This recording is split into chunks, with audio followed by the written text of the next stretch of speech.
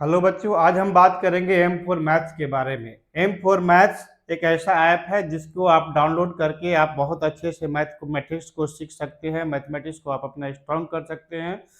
इसमें हजारों बच्चे डाउनलोड करके मैथमेटिक्स को सीख रहा है, मैथमेटिक्स की पढ़ाई कर रहा है। आप यदि क्लास 1 से क्लास 12 तक किसी भी क्लास में है तो इसे डाउनलोड करके अपने मैथ सॉल्विंग कैपेसिटी को स्ट्रांग कीजिए। आप कभी कोचिंग जा रहे हैं, कोचिंग में मैथमेटिक्स को समझने में प्रॉब्लम हो रहा है। कभी कभी होता है कि टीचर समझा देते हैं, अच्छे से सुन नहीं पाया, अच्छे से लिख नहीं पाया, तो मैथमेटिक्स समझने में प्रॉब्लम होता है। फिर बाद में धीरे धीरे यही प्रॉब्लम बड़ा होना शुरू हो जाता है। कहीं हम ट्यूशन पढ़ रहे होते हैं, ट्यूशन से हमको मैथमेटिक्स समझ में नहीं आ पा रहा है। कहीं हम सेल्फ स्टडी कर रहे हैं, सेल्फ स्टडी में मैथमेटिक्स समझ में हमको नहीं आ रहा है। तो ये सब सारी सिचुएशन का, सारे प्रॉब्लम का सॉल्यूशन एम फॉर मैथ्स है। आप एम फॉर मैथ्स डाउनलोड कर लीजिए और मैथमेटिक्स को पढ़ाई करना स्टार्ट कर दीजिए। आपको कोर्स फी मात्र 1500 रुपया है। 1500 रुपया में आप किसी कोर्स को परचेज कीजिए और अपने लेवल के अनुसार से पढ़ाई स्टार्ट कर दीजिए। देखिए, आजकल हम लोग समझते हैं कि मैथमेटिक्स को पैटर्न पे सॉल्व कर लेते हैं या ट्रिक से क्वेश्चन सॉल्व कर लेते हैं तो मैथमेटिक्स मेरा सॉल्व हो गया। लेकिन इससे क्या होता है कि मैथमेटिक्स को जहाँ भी पैटर्न पे सॉल्व किए या ट्रिक से सॉल्व किया, इसके थ्रू अगर हमारे टीचर 50 क्वेश्चन सॉल्व करवा दे देते हैं और कॉपी पे हम लिख के घर पे जाते हैं, फिर कॉपी देखते हैं, यहाँ तक तो सही है। लेकिन जैसे ही नया क्वेश्चन सॉल्व करने के लिए बैठते हैं तो क्वेश्चन सॉल्व नहीं हो पाता है, क्योंकि हमने सिर्फ पैटर्न पे सीखा, हमने ट्रिक से सीखा, लॉजिक से तो लगाए ही नहीं। तो नया क्वेश्चंस में लॉजिक लगाने में प्रॉब्लम होगा, फिर वो क्वेश्चंस नहीं होगा। मैथमेटिक्स सीखने का मतलब होता है कि खुद से सॉल्व होना। यहाँ तक कि टीचर 50 क्वेश्चन कर दिए और उसे हम कॉपी पे जाके लिख के आ गए, ये मैथमेटिक्स सीखने का तरीका नहीं है। मैथमेटिक्स सीखने का तरीका है 10 क्वेश्चन या 15 क्वेश्चन लिख करें, लेकिन वो खुद से सॉल्व होना चाहिए। हम यहाँ पे एम फॉर मैथमेटिक्स में यही फोकस करते हैं कि बच्चों को कैसे लॉजिकली क्लियर होना चाहिए, लॉजिकली सोचने के लिए बच्चा सीखे। खुद बच्चे जब सॉल्व करने के लिए एबिलिटी हो जाएगा तो ये मैथमेटिक्स, तो हम समझे कि हम मैथमेटिक्स सिखा पा रहे हैं। देखिए बच्चे, आज हम लोग समझते हैं कि मैथमेटिक्स को एक पैटर्न पे पढ़ लिए या ट्रिक से पढ़ लेते हैं तो मैथमेटिक्स मेरा सॉल्व हो गया, मैथमेटिक्स कंप्लीट हो गया। लेकिन पैटर्न से और ट्रिक से सॉल्व करने में क्या प्रॉब्लम होता है कि जैसे हमने देखा क्या कि हमारे टीचर क्लासेस में 50 क्वेश्चन, 100 क्वेश्चन बोर्ड पे करवा देते हैं और कॉपी कर लिया हमने और उसको घर पे जाके सॉल्व करते हैं। तो वो कॉपी से सॉल्व कर रहे हैं, कॉपी को देख देख के लिख रहे हैं, तो चलो ठीक है, वहां तक तो समझ में आ रहा है कि कॉपी का हमें सब कुछ क्या क्या क्लास में किया था, सब बातें याद आ रहा है। लेकिन जब हम जैसे ही नया क्वेश्चन पे आते हैं, न्यू क्वेश्चन सॉल्व करने के लिए बैठते हैं, तो पता चलता है कि हमसे कुछ सॉल्व नहीं हो रहा है। तो यहाँ पे प्रॉब्लम यही है कि हमने पढ़ा नहीं, हमने पढ़ा लेकिन पैटर्न पे पढ़ा, ट्रिक पे पढ़ा और अपने नॉलेज को एक सीमित रखा।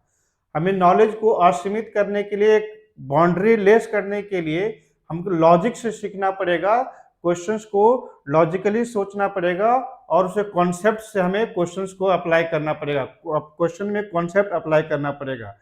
तो हम किसी भी क्वेश्चन को सोचने के लिए, हम क्वेश्चन को सोच सोच के हम सॉल्व कर पाएंगे। किसी भी टाइप का क्वेश्चन हो, क्लास में करवाया गया हो या क्लास में नहीं करवाया गया हो, किसी भी बुक से होगा, ऐसा तब तक हो पाएगा जब तक हम लोग लॉजिकली सोचते हैं, लॉजिक से क्वेश्चन सॉल्व करना शुरू करते हैं।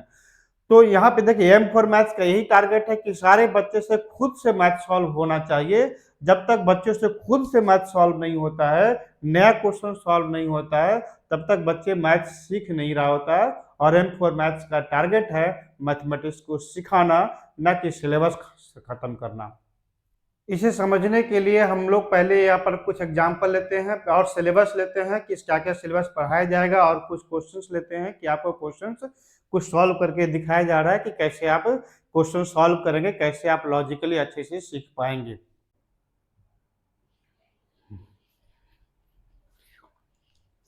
हाँ बच्चों, देखो अभी क्लास हम 1 के सिलेबस में आ गए हैं।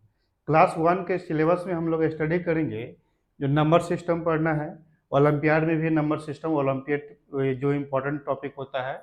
एडिशन एंड सब्ट्रैक्शन पढ़ना है, जो हम लोग बेसिक लेवल का एडिशन सब्ट्रैक्शन जो इनिशियल में हम लोग सीखते हैं, यहीं से एडिशन और सब्ट्रैक्शन स्टार्ट करते हैं। फिर मल्टीप्लिकेशन और डिवीजन पढ़ना है। मनी के बारे में स्टडी करना है, हमें मनी पहचानना है कि कितने रुपीज़ का कॉइन है। फिर मनी को एडिशन करना है, मनी को सब्ट्रैक्शन करना है। मेजरमेंट में छोटा छोटा टॉपिक को हम मेजरमेंट, लेंथ, ये सब मेजर करेंगे। फिर टाइम एंड कैलेंडर के बारे में भी हम लोग पढ़ेंगे। फिर शेप्स एंड पैटर्न के बारे में पढ़ेंगे। फिर डाटा हैंडलिंग का भी थोड़ा सा हम लोग रिवीजन करेंगे, प्रैक्टिस करेंगे। तो इसमें क्या है कि अब हम लोग क्वेश्चंस पे आएंगे। क्वेश्चंस को देखो, तुम्हारे लिए क्वेश्चंस जो है किस तरह से क्वेश्चन डिस्कशन किया जाएगा, ये तुम्हारे मैम है रिमझिम मैम, ये आपको बताएंगे क्वेश्चन कैसे पढ़ाएंगे, क्वेश्चन डिस्कशन करके।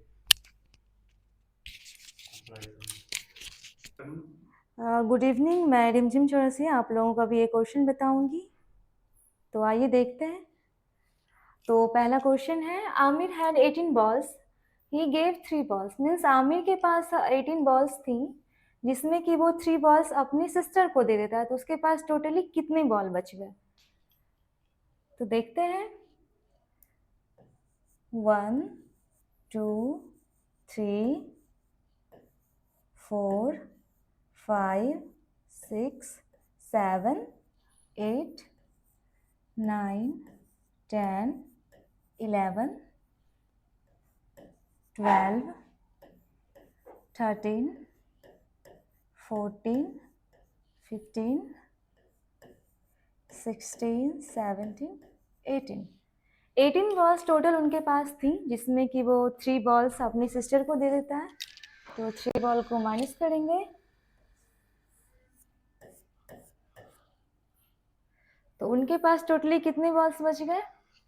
1 2 3 4 5 6 7 8 9 10 11 12 13 14 15। उनके पास टोटली 15 बॉल्स बचे।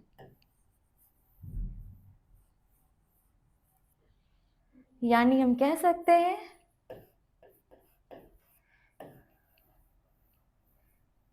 he had 15 balls left। ठीक है, अब चलते हैं नेक्स्ट क्वेश्चन पे। इसमें कह रहा है कि टोटली 12 पेंसिल हैं, इसमें प्रत्येक 2 ग्रुप में कितने कितने पेंसिल्स होंगी? तो देखते हैं। 1 2 3 4 5 6 7 8 9 10 11 12।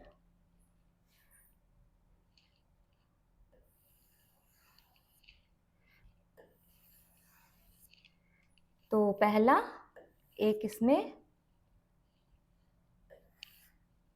एक बॉल इसमें, एक पेंसिल इसमें, फिर एक पेंसिल इसमें, एक पेंसिल इसमें, फिर इसमें, फिर इसमें।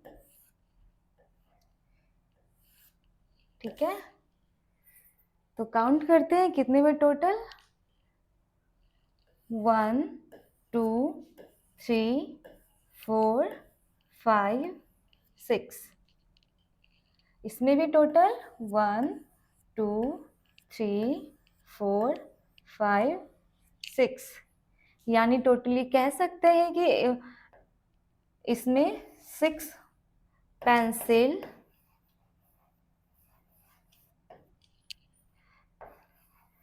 in 1